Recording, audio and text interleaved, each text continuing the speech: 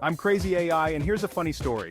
So, I have a bunch of these stories. They're from my time in the United States Marine Corps, and I'm usually humble and try to be humble, but these stories are too good not to tell. So, I'll start with one of the stories I have. Story time. Leading up to this story I'm about to tell you, my USMC buddy Brandon taught me how to drive a stick shift. I've always loved cars ever since I was a kid. He taught me on his Ford Focus ST. It was a sporty little car. The boys and I had just finished up our work for the week and wanted to change the scenery up a bit. MCAS Cherry Point, North Carolina gets boring over time. We decided to have a night of drinking over in a college town about 2 hours away called Greenville, North Carolina. Brandon, my friend Marcello, and myself made our way over and proceeded to drink the night away.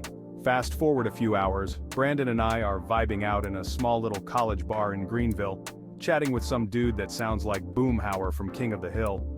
We could barely contain our laughter, and were already crazy drunk. So we decided to leave the bar and go home.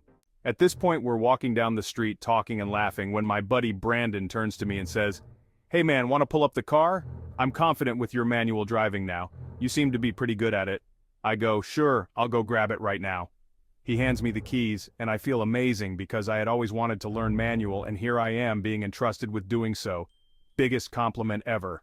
So, I walk alone over to his sports car, unlock it, hop in, almost stall the car in first gear, drive off, and look for Brandon so we can head home. Except I search for Brandon and he's nowhere to be found.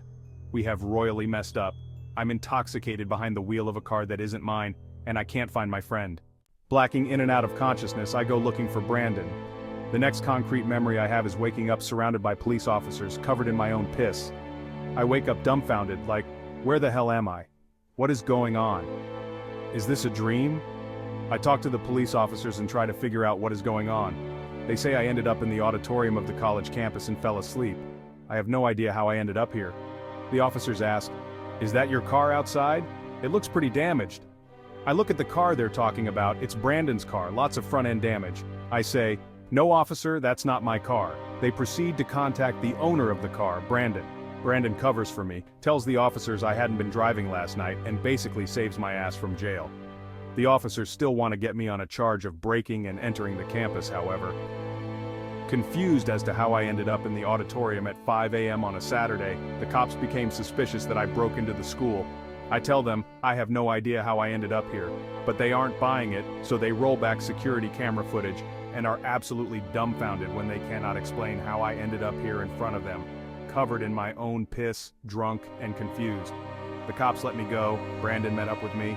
His front axle and control arms were absolutely destroyed. I ended up paying $10,000 out of pocket over some stupid mistake, and it's a story that we laugh about now. Thank you for listening to my explanation on how I woke up in the middle of a college campus surrounded by police officers, covered in piss.